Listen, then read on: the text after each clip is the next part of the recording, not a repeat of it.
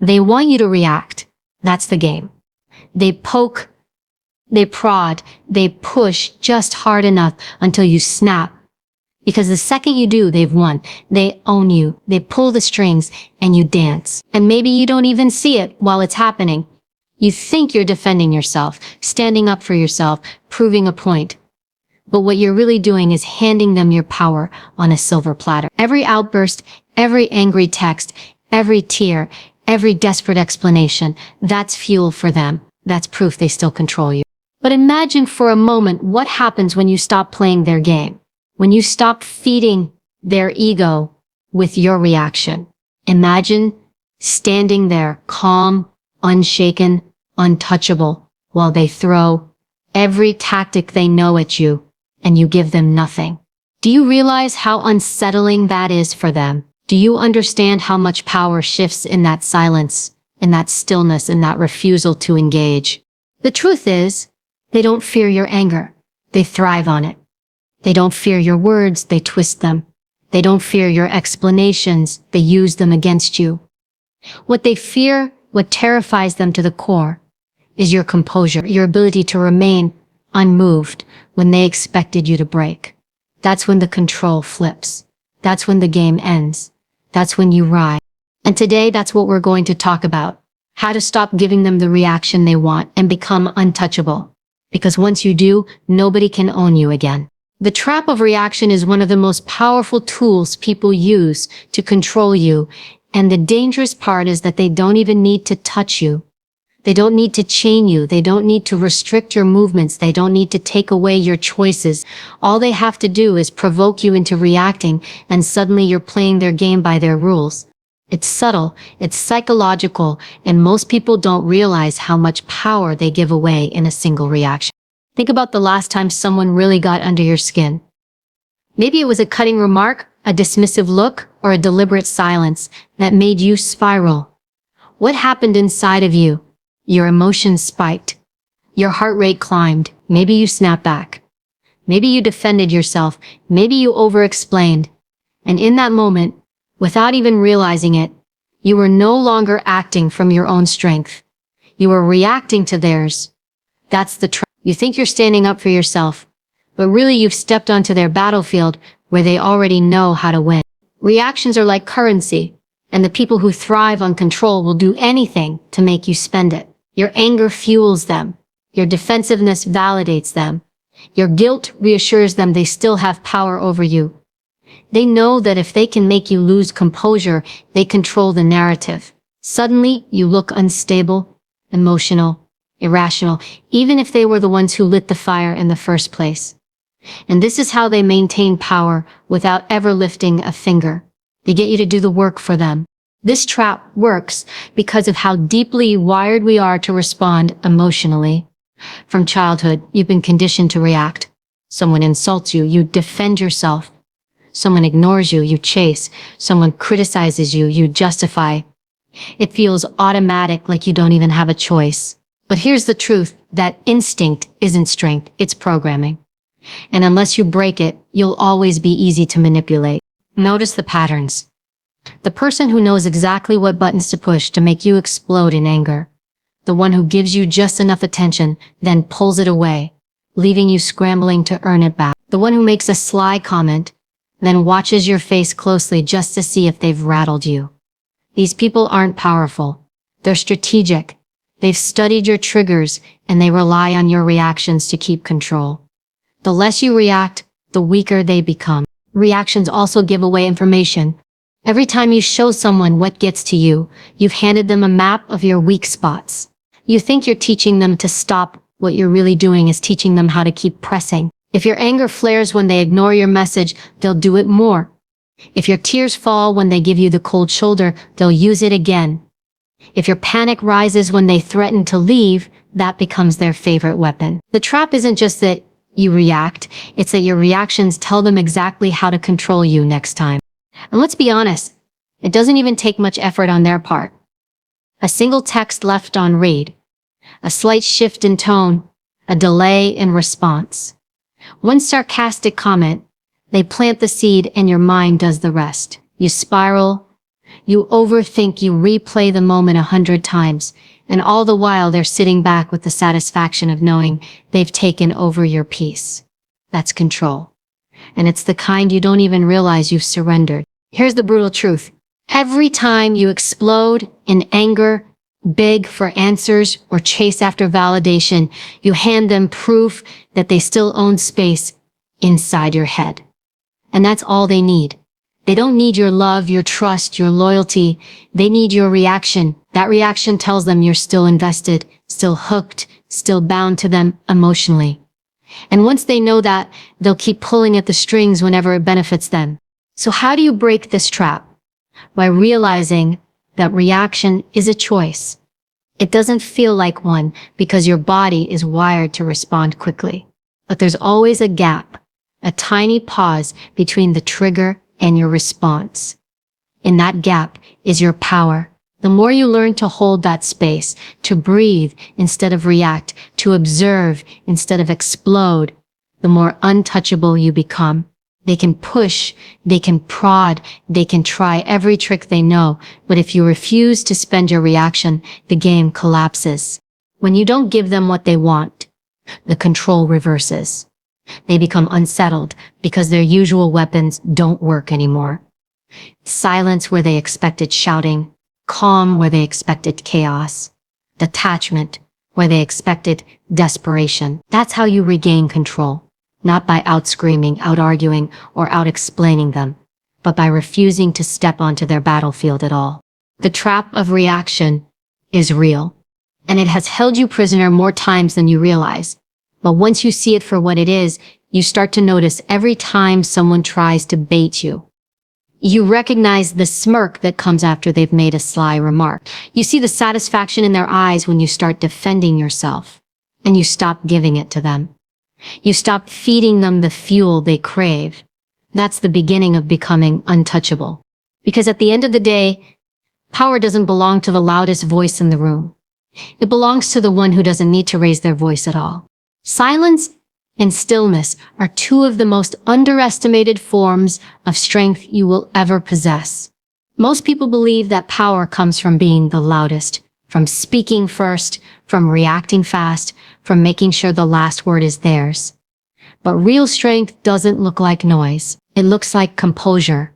It looks like being able to sit in absolute silence while someone is trying everything in their power to get a rise out of you. It looks like stillness when the situation is designed to pull you into chaos. That silence, that calm, that refusal to be moved, it becomes your armor, and it makes you untouchable. Think about the way people expect you to respond. They throw insults because they expect anger. They withhold affection because they expect desperation.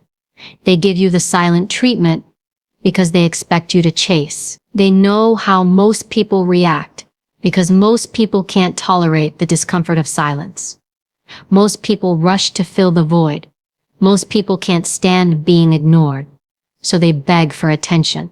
Most people can't handle criticism, so they lash out defensively.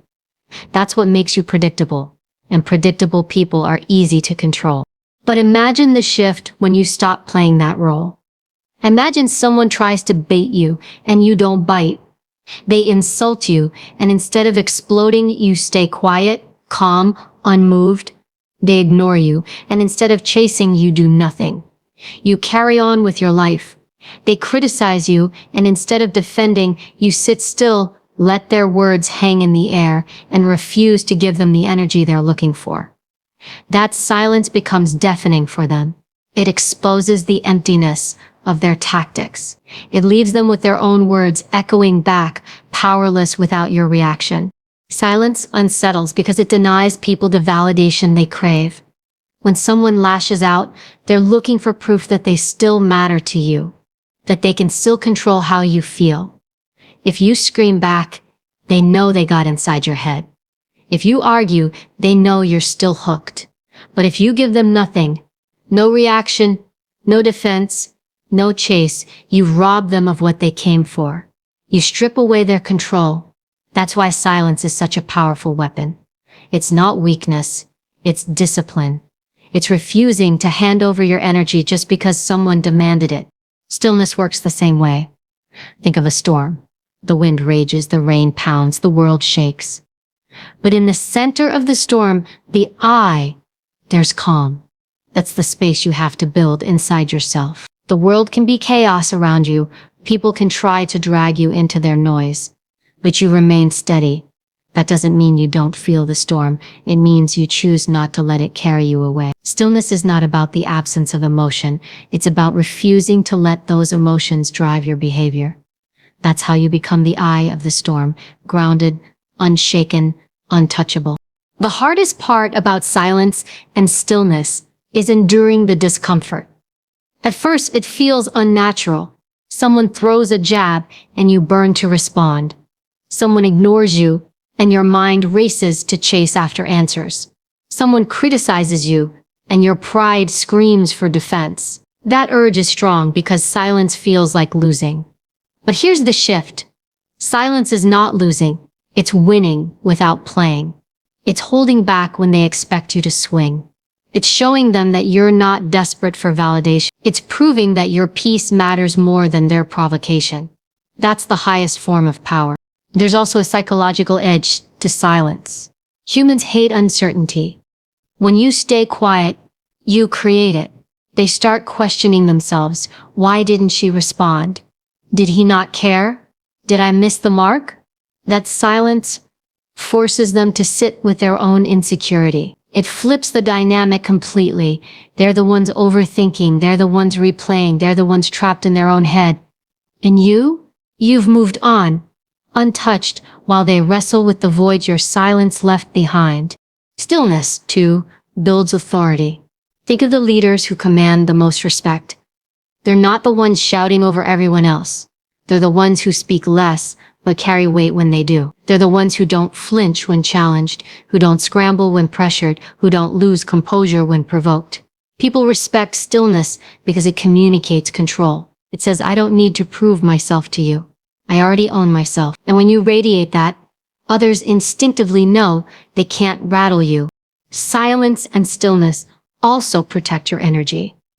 Every time you react, you drain yourself. Anger, defensiveness, chasing it all costs you peace.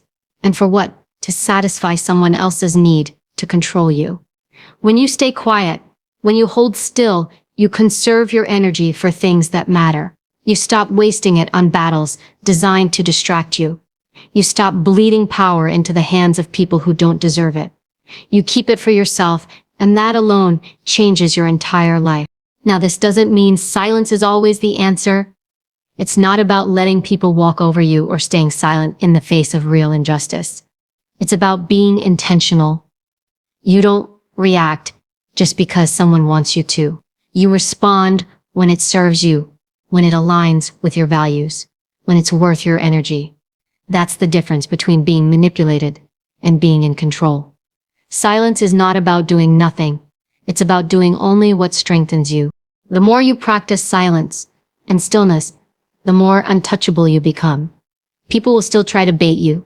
They'll still test you. But the more often you hold your ground, the faster they realize their tactics no longer work. And when they can't get a reaction out of you, they lose interest. They move on. Their control evaporates. That's when you truly step into freedom. When no one else dictates your emotions, your energy, or your actions. So remember this. Your reaction is what gives them power, and your silence is what takes it back. Every time you choose stillness over chaos, every time you choose silence over noise, you build armor that no one can pierce. And when you wear that armor long enough, you stop being someone they can provoke. You become untouchable. Training emotional discipline is not about pretending you don't feel anything. It's about mastering the space between what you feel and what you do. It's about becoming the calm in the chaos, the eye of the storm. And make no mistake, discipline is a skill. You don't just wake up one day immune to every trigger. You build it day after day, moment after moment, by choosing not to hand over your peace. The more you practice it, the stronger you become. The first step is awareness. Most people go through life reacting on autopilot. Someone cuts them off in traffic, and before they even think, they're screaming at the windshield. Someone criticizes them at work, and instantly they're defensive. Someone ignores their message, and suddenly they're spiraling into anxiety. That's unconscious living. You feel an emotion, and without pause, you act on it. If you want emotional discipline, you have to interrupt that cycle. You have to start noticing your triggers in real time. Pay attention to your body. The way your chest tightens, your hands shake, your voice rises. Those are signals. And if you can notice the signal before you act, you've already taken back power. The second step is the pause. There's a small gap between stimulus and response. And in that gap lies your freedom. Most people blow right past it. They get triggered and react immediately.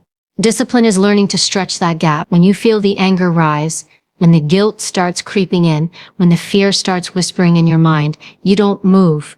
You breathe, you let the wave hit you, but you don't surf it. You stand still until it passes. That pause is where composure lives. And with practice, that pause grows longer and longer until you can feel anything without being controlled by it. The third step is reframing. Emotions are not your enemy. They're signals.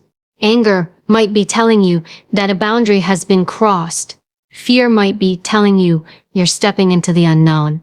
Sadness might be pointing to something you value. The problem isn't the emotion, it's the way you respond to it. Discipline means reframing that initial surge.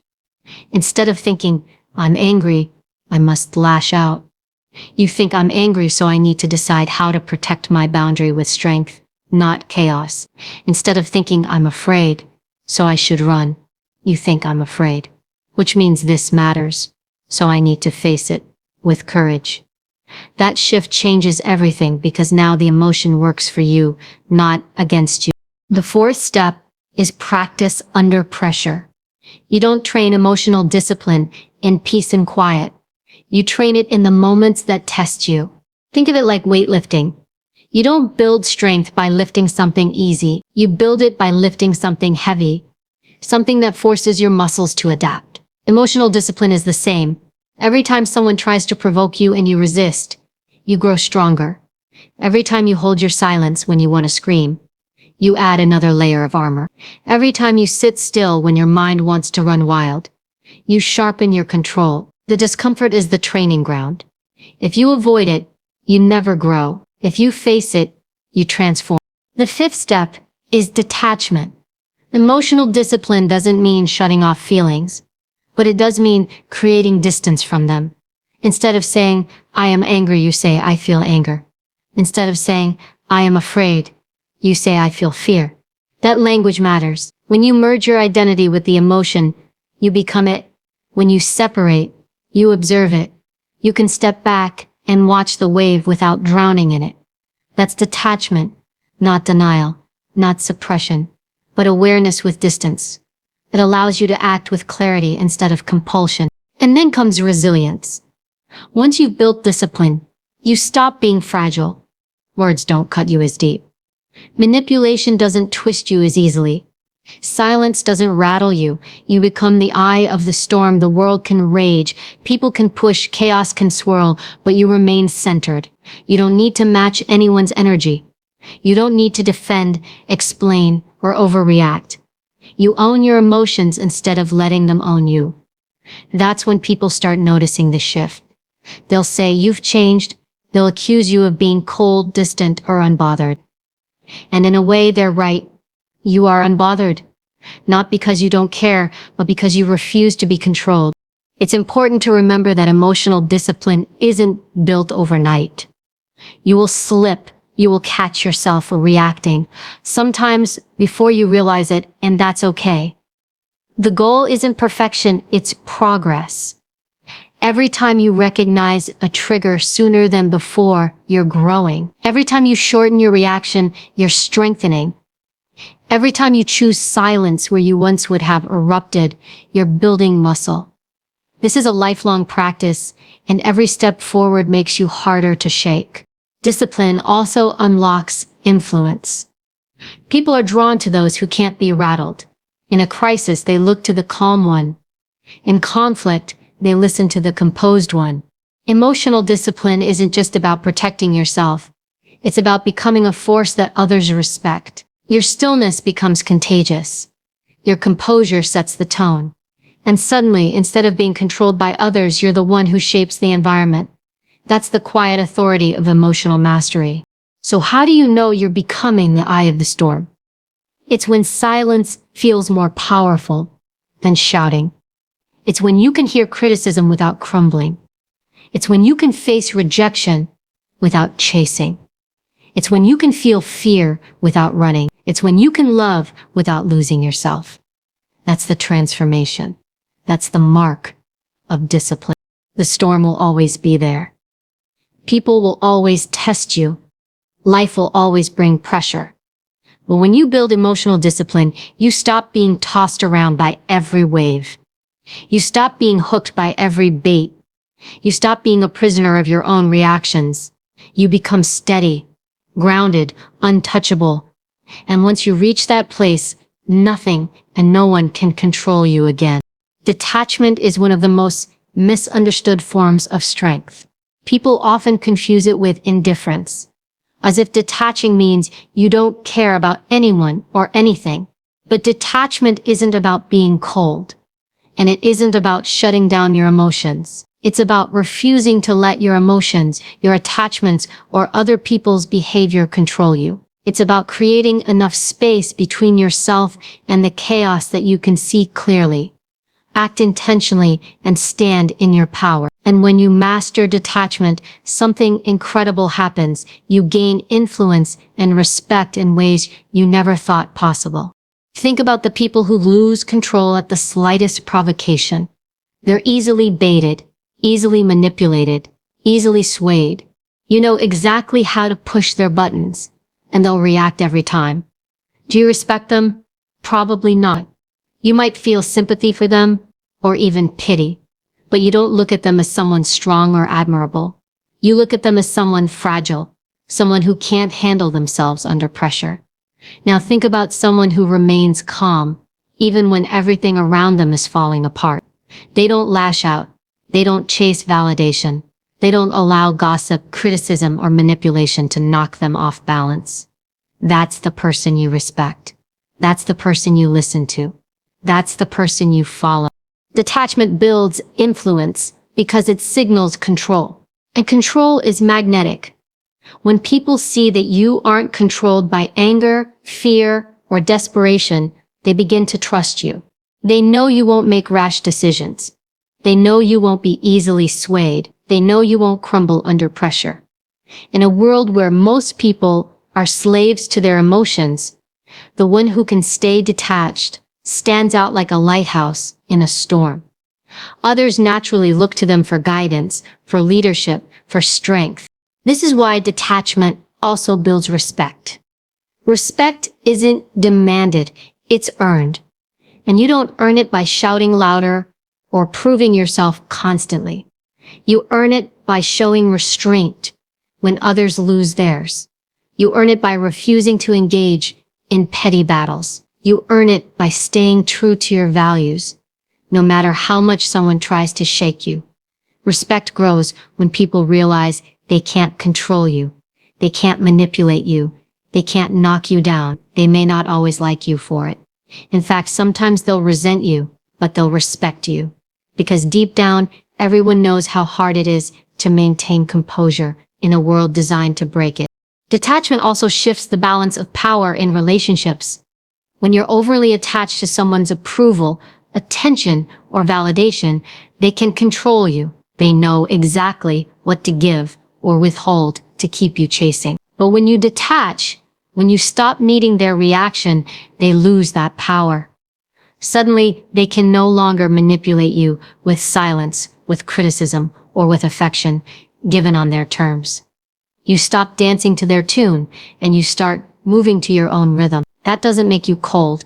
It makes you free. And freedom is deeply attractive. It draws people in, even those who once tried to control you. Detachment also allows you to influence without force. When you aren't desperate to be liked or validated, you can stand firmly in who you are. You speak less, but what you say carries more weight. You don't try to convince anyone, but people listen anyway. You don't beg for attention, but you receive it.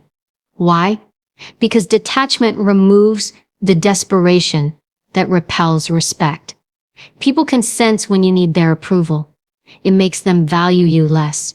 But when you stand strong with or without it, they value you more. Influence isn't about control over others. It's about control over yourself. And nothing communicates that better than detachment. Another key element is peace. Detachment brings a peace most people don't have. You stop fighting battles that aren't yours. You stop wasting energy on things that don't matter. You stop clinging to outcomes you can't control. That peace radiates outward, and when people feel it, they're drawn to it. Everyone craves peace. Everyone wants to be around the person who stays calm when everyone else is frantic. That's influence, not because you try to pull people in, but because your energy naturally does. But here's the hard truth. Detachment doesn't come easily. It requires discipline. It requires facing your fears, the fear of being ignored, the fear of being unloved, the fear of being abandoned. Detachment asks you to let go of the outcome and trust yourself to handle whatever comes. At first, it feels uncomfortable. You want to reach out, to defend yourself, to chase, to prove. And when you resist that urge, it will feel like losing. But then you'll realize you haven't lost anything. You've gained everything. You've gained control, clarity, and strength. And that's when you'll see how much more powerful detachment makes you. It also creates an aura of mystery. When people can't read you, when they can't predict your next move, when they don't know if their tactics will work, they start to respect you in a different way. They realize they can't pull you into their drama.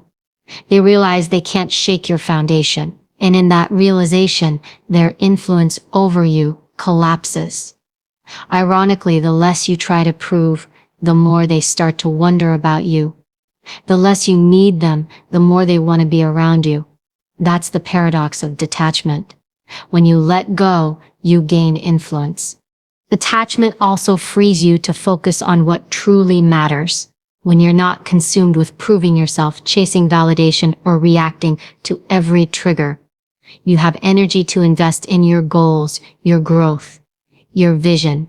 That shift alone commands respect. People admire those who are focused, disciplined, and unbothered by distractions. They notice when you don't get dragged into drama, but stay locked in on your path. They notice when you stop begging for attention and start building your life. And respect always follows those who move with purpose and clarity. Ultimately, detachment makes you untouchable. Not because life stops testing you, but because you stop being so easily shaken. You still feel, you still care, but you refuse to be controlled by those feelings or by anyone else's actions. That's why detachment builds influence and respect. It shows you belong to yourself. You're not ruled by approval, fear, or manipulation. You stand steady. And in a world where almost everyone is easily swayed, that makes you rare. And rare is always respected. Becoming untouchable is not about building walls so high that nobody can reach you. It's not about shutting people out or pretending you don't care. It's about mastering yourself so deeply that no one else can shake you from within. Untouchable means you live from a place of strength, clarity, and composure. No matter what storm is raging outside, you become unmoved, not because life gets easier, but because you stop handing out the keys to your peace. And once you reach that state, you experience freedom like never before. To live unmoved, you have to stop seeking control over everything around you and start building control within. Most people live in reverse. They chase certainty in other people's behavior. They try to predict who will stay or leave. They waste energy trying to shape outcomes they cannot hold. That's why they're constantly on edge. But when you shift your focus inward, when you make the decision that your response is yours and yours alone, you step into power. You can't control if someone gossips about you, but you can control how much power you give those words. You can't control if someone pulls away, but you can control how you hold yourself steady instead of chasing. That internal mastery is what makes you unshakable. Living unmoved doesn't mean you don't feel. You will still feel hurt, anger, rejection, fear. Those emotions are part of being human. The difference is that they no longer drive your actions. They arrive, they pass through you, and you remain grounded. Imagine standing on the shore as waves crash against you. At first, you might stumble, you might get knocked down, but over time you learn how to plant your feet deeper, how to balance, how to let the water hit without losing your stance. That's what becoming untouchable looks like. You stop being thrown around by every wave, and you start standing tall, no matter how fierce the storm. Being unshaken also means people lose their grip on you. Those who once thrived on your reactions, who fed on your outbursts, who used your emotions to control you, they have no power anymore. They'll try the same tactics, they'll poke, they'll test, they'll provoke. But when you respond with calm silence, when you hold your ground without flinching, they realize they can't reach you anymore. And that realization is powerful. It forces them to confront their own emptiness, because without your energy fueling them, their games collapse. That's why untouchable people are both respected and feared, because they can't be manipulated, and people know it. The beauty of becoming untouchable is that it also brings peace. When you're no longer reacting to every trigger, you conserve your energy. When you stop chasing validation, you free your mind. When you stop fearing rejection, you stop living in chains. Your world becomes calmer, not because it's free of problems, but because you've trained yourself to stop magnifying every problem with your reaction. Peace doesn't mean the absence of conflict. It means the presence of strength in the middle of conflict. And that strength comes from being unmoved. Living unshaken also transforms how others see you. People are drawn to stability. They trust those who can't be rattled. In a crisis, they look for the calm one. In chaos, they gravitate toward the grounded one. When you embody that kind of steadiness, you naturally become a leader, even if you don't ask for it. People respect your presence, not because you dominate, but because you radiate control. And influence flows to those who don't need it. That's the paradox. When you stop chasing respect, you gain it. When you stop chasing attention, you attract it. When you stop chasing control, you embody it. But becoming untouchable isn't about others. It's about you. It's about reclaiming your power so fully that your worth no longer depends on anyone else. You stop needing people to validate you. You stop fearing people will leave you. You stop giving people the ability to ruin your day with one word or one action. You become your own anchor, and once you anchor yourself, nobody can drag you into their storm. To reach that state, you have to practice. You have to train yourself to pause when you want to explode, to stay silent when silence has more power than words, to breathe instead of chase, to walk away instead of fight battles designed to distract you. Each time you choose calm over chaos, you're building your armor. Each time you choose stillness over reaction, you're strengthening your core. Over time, it stops being an effort. It becomes who you are. You don't have to force yourself to stay unbothered. You simply are. And here's the most important part. Being untouchable doesn't make you harder, it makes you freer. You're not carrying the weight of everyone else's actions on your shoulders. You're not drained by endless cycles of drama. You're not stuck replaying conversations in your head at night. You're free to live, to love, to build, without fear of being controlled. Untouchable doesn't mean you stop caring. It means you care in a way that doesn't destroy you. You love without clinging. You give without expecting. You stand tall without needing anyone to hold you up. The ultimate power is not in controlling others. It's in being in such deep control of yourself that no one else can touch your peace. That's what it means to be truly untouchable. Unmoved, unshaken, unbroken. You become the storm and the calm all at once. And once you step into that version of yourself, you'll never go back, because nothing and no one will ever own you again.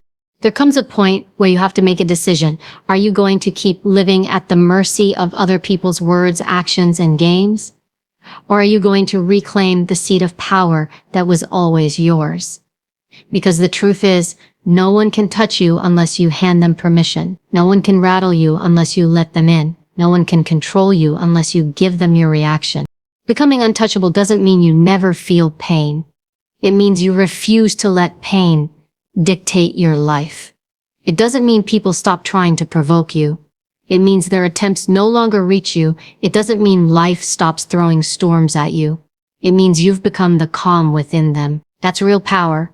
Not in proving yourself, not in fighting every battle, not in chasing validation, but in holding steady when everything around you demands you break. So, from this moment forward, stop feeding the traps that keep you weak. Stop giving away the very thing that makes you powerful. Your reaction. Stand firm. Be still. Be silent when silence cuts deeper than any words. Carry yourself with the dignity of someone who belongs to no one but themselves. And when people come to test you, and they will meet them with the kind of calm that unsettles their chaos. Because the day you stop reacting, the day you rise above the games, the day you choose composure over chaos, is the day you become truly free. And once you taste that freedom, once you stand tall, unmoved and unshaken, nothing and no one will ever control you again.